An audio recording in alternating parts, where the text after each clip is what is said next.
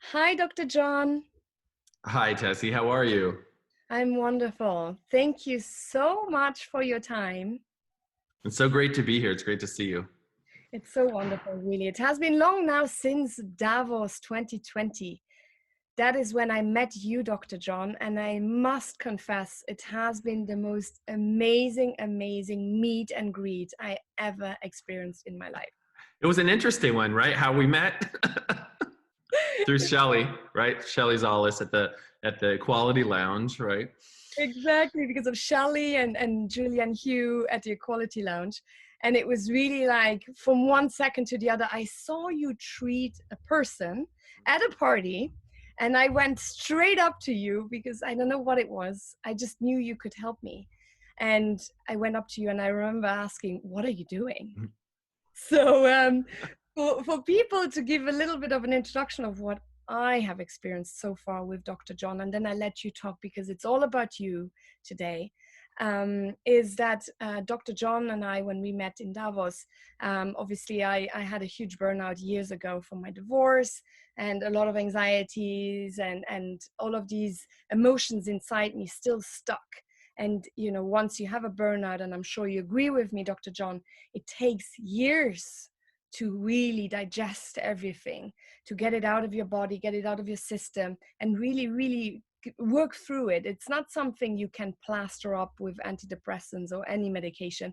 It needs to be really, you need to experience it to let it go.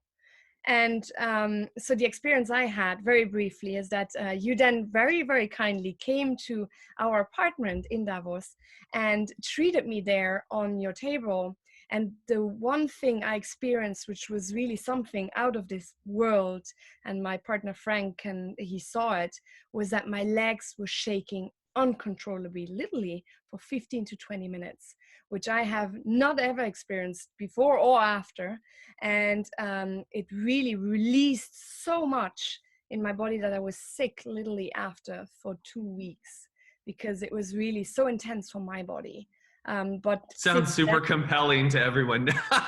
no, but it was just no, but Yeah. honestly, it was. I have never felt so good in my life since that passed. It was just I really needed to work through it. Mhm. So that's enough for me.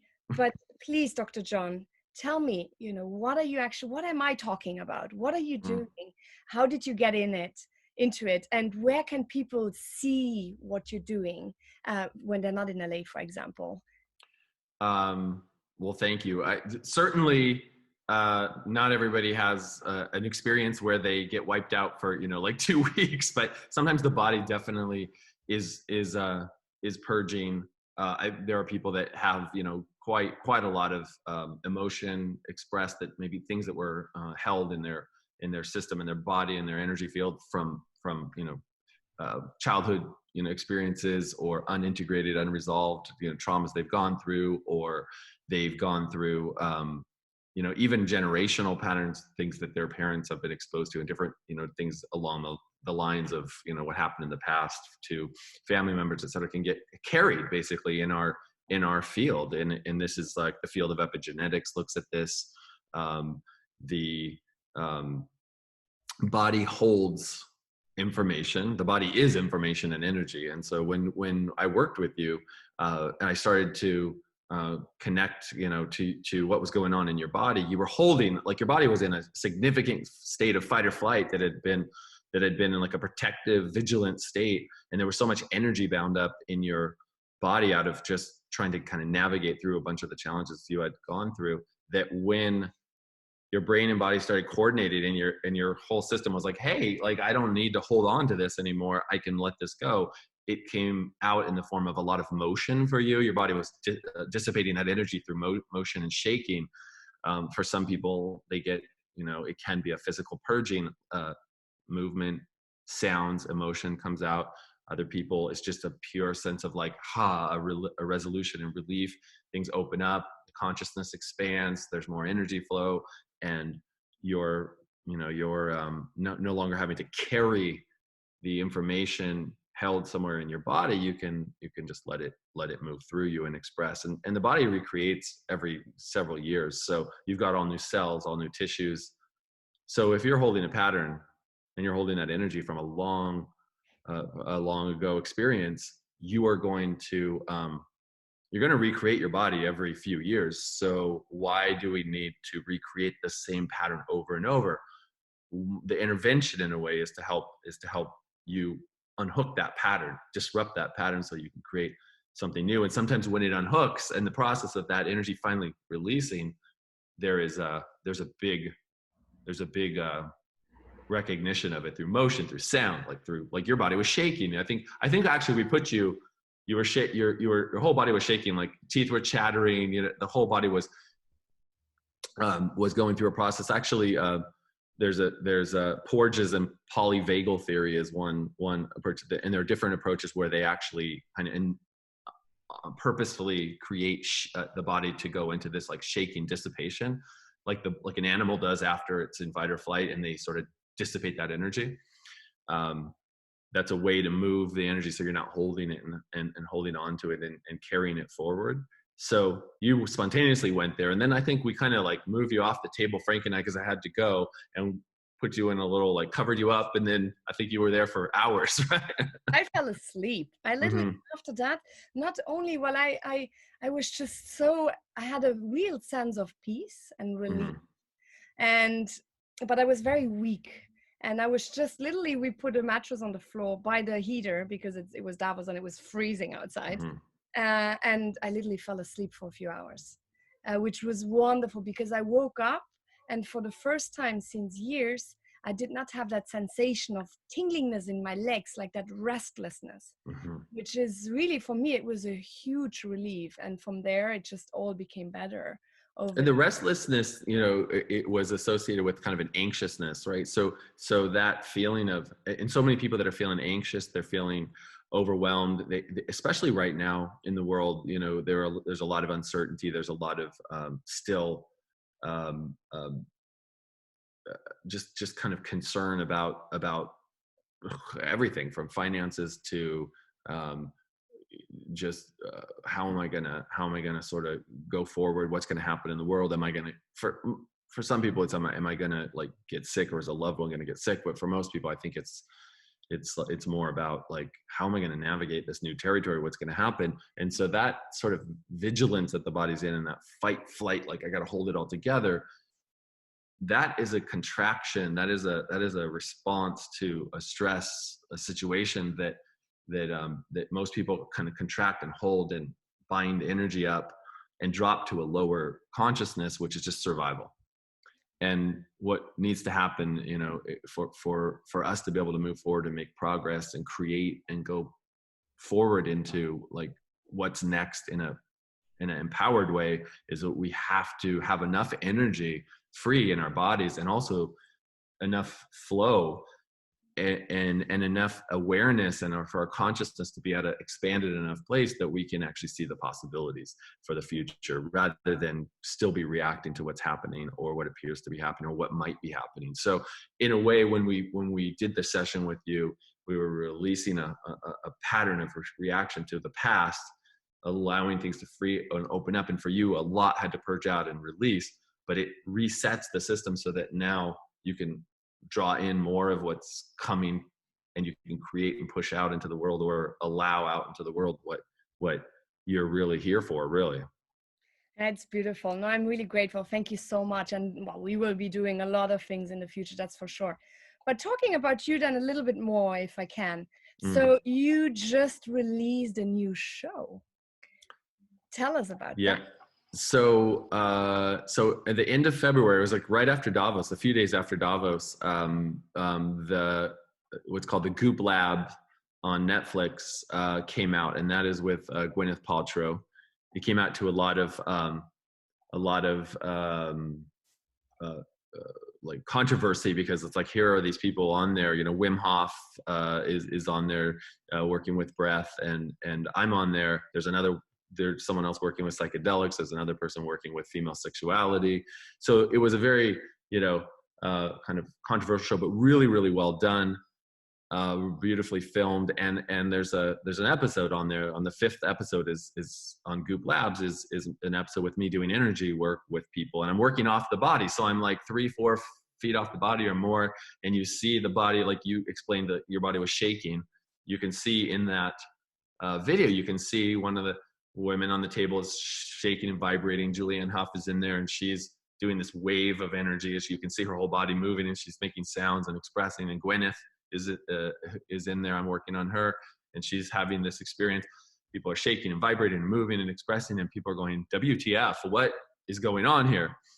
So it was the biggest platform that I've shared what I'm doing with. And so, you know, a lot of people are getting exposed, and I've had, you know, like over hundreds of thousands of people actually have kind of reached out, and it's been a really interesting ride, because there's been so much interest and curiosity of like, how is it that the body can respond on the physical plane and have this physical response when he's not touching them? I even had a physicist do a whole piece on it, which had hundreds and hundreds of thousands of views on YouTube, which was kind of trying to debunk or just questioning and going, no, like, you know, what is he saying? And then he's in a laboratory in the UK. And so I'm actually in conversation. I'm in email dialogue with him for the past couple months about looking at research, et cetera, and how we may be able to explore, because, you know, as someone who's more kind of coming from a objectively what is happening, and I'm saying, well, the models that I'm working in and how we're working you have to reference new models of biology and physics and how they come together. So people like Rupert Sheldrake, people like who is doing work on morphic fields, who's based out of the UK. James Oshman is another scientist who's doing work with the energy body and energy system. You know, other PhDs and researchers that are doing work to explore like how this is real. Like acupuncture and the meridians are real. The Vedic tradition and the you know, the chakras and the energy centers, they're real phenomenon. They're not happening in the 3D world. They're in this other kind of dimension. But what does that mean? How do we, you know, bring that into the language of the culture, and how can we use this? How can we measure it? How can we know that, you know, we know that energy is 100% of the universe. Basically, there's only like less than 5% of the whole entire universe is considered physical matter, about 4.5%.